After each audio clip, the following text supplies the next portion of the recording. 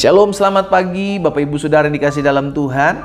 Pagi hari ini melalui program Bible and Coffee saya mengajak setiap umat Tuhan untuk memulai hari bersama dengan firman Tuhan.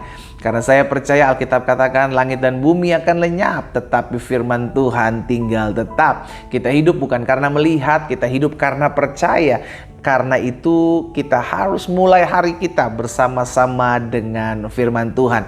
Nah, saudara dikasih dalam Tuhan, melalui program Bible and Coffee ini, saya juga mengajak setiap umat Tuhan, bukan hanya kita yang diberkati oleh renungan yang kita dapati setiap hari, tapi kita juga rindu orang lain menerima berkat yang sama yang sudah kita terima, sehingga banyak orang dikuatkan, banyak orang diteguhkan imannya, banyak orang mengalami pemulihan, dan banyak orang berjalan dalam kasih karunia Tuhan. Tatkala Tuhan pakai setiap kehidupan kita untuk membagikan renungan singkat ini. Karena kita nggak pernah tahu, ada orang-orang di luar sana yang perlu kekuatan dari Tuhan. Dan Tuhan mau pakai kita. Ya kan, sederhana, kita nggak kemana-mana. Kita hanya bagikan, kita hanya broadcast. Saudara dikasih dalam Tuhan melalui akun-akun media sosial kita.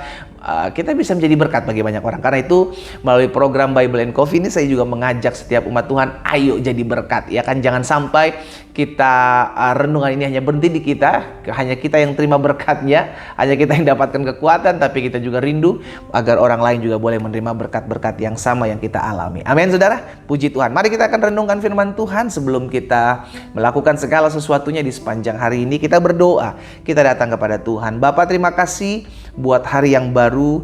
Kami mengucap syukur karena anugerah Tuhan sempurna bagi kami. Kami mengucap syukur karena pagi hari ini kami boleh bangun dengan tidak kekurangan suatu apapun.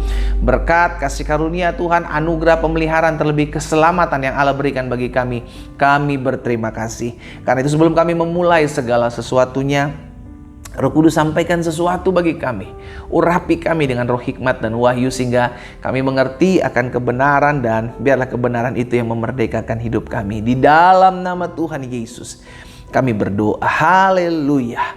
Amin, amin. Puji Tuhan. Nah, saudara dikasih dalam Tuhan, di dalam Kejadian pasal 26 ayatnya yang ke-12, Kejadian 26 ayat 12, Alkitab mencatat seperti ini. Maka menaburlah Ishak di tanah itu, dan dalam tahun itu juga ia mendapat hasil 100 kali lipat dari apa yang dia tabur, saudaraku. Kenapa? Alkitab katakan sebab ia diberkati Tuhan. Jadi ada dua hal yang kita pelajari dari peristiwa ini, taburan Ishak dan apa yang diberkati Tuhan. Iya kan?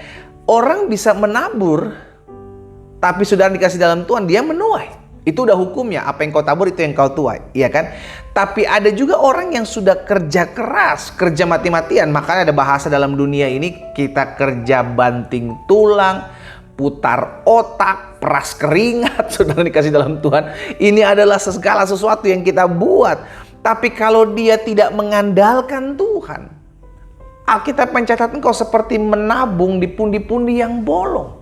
Engkau makan tidak sampai kenyang, engkau minum tidak sampai puas. Kenapa? Karena apa yang kau ambil, apa yang kau bawa itu ditiupkan Tuhan. Tidak ada lagi dalam kehidupan. Maksudnya apa? Kalau kita kerjakan sesuatu tapi Tuhan tidak turut campur tangan dalam hidup kita, maka semuanya sia-sia. Akan ada aja kerugian-kerugian, akan ada aja kesusahan-kesusahan. Nah, saudara dikasih dalam Tuhan, banyak akhirnya orang yang mengalami kesulitan yang sebenarnya dia nggak harus alami, tapi ya tiba-tiba kena hama lah, tiba-tiba usahanya ada aja yang ngerugiin, ya kan, tiba-tiba ada dicuri lah apa gitu kan. Tapi Alkitab katakan apa? Ishak sekali menabur ia mendapat hasil 100 kali lipat. Jadi yang perlu kita ingat, yang membuat kita diberkati, yang membuat kita kaya itu karena Tuhan. Jadi pertanyaan, kaya itu salah nggak? Abraham, Ishak, Yakub, Ayub, Daud, Salomo, orang-orang kaya, saudara. Oh, kaya, saudara dikasih dalam Tuhan. Bahkan Lot yang ikut Abraham pun ikut kaya karena dia ikut Abraham. Mereka diberkati melebihi orang-orang lain. Kenapa? Karena Tuhan yang memberkati mereka, gitu loh. Jadi bukan soal kayanya ya, saudara ya. Bukan soal kayanya. Kaya jadi salah? Enggak. Karena Tuhan memberkati. Kalau Tuhan memberkati kita sampai minta, bahasa saya itu sampai minta-minta ampun, Tuhan terima kasih buat berkat. Kenapa? Karena Tuhan yang memberkati. Jadi bukan soal kaya, tapi cara penggunaan kita, sikap hati kita. Kalau kita kaya terus kita sombong, itu nggak berkenan di hati Tuhan. Kalau kita kaya terus kita ngandalin manusia, ngandalin kekuatan orang, kita salah di hadapan Tuhan. Ya, jadi yang membuat kita kaya itu Tuhan. Makanya ada Alkitab jelas katakan, ada orang ya sekalipun engkau tidur, ya kan Tuhan memberkati engkau di saat engkau tidur. Bukan berarti engkau makan tidur. Tetap kita mesti kerjakan sesuatu, tetap kita mesti buat sesuatu. Jadi jangan sampai fokus kita pada kekayaannya. Lihat, Abraham, Ishak, Yakub, baik Daud, Salomo, ya kan, maupun Ayub, itu fokusnya kepada Tuhan dan Tuhan memberkati. Makanya Yesus bilang, carilah kerajaan Allah serta kebenaran terlebih dahulu, maka semuanya akan ditambahkan kepadamu. Dampak dari engkau mencari Tuhan, engkau berkelimpahan, gitu loh. Tapi ada banyak orang cari dampaknya, ada banyak orang kejar dampaknya, tidak kejar esensinya. Esensinya apa? Cari Tuhan. Sehingga akhirnya fokusnya hanya pada kekayaan duniawi, bukan pada kekayaan sorgawi. Fokusnya kepada berkat-berkatnya Tuhan, bukan pribadi Tuhan. Nah, kalau sudah sampai demikian, kita udah jadi salah. Kita jadi budak atas harta. Kita menduakan Tuhan, iya kan? Jika harta, uang, materi itu dijadikan Tuhan dalam hidup kita, saudaraku, kita akan dibelenggu.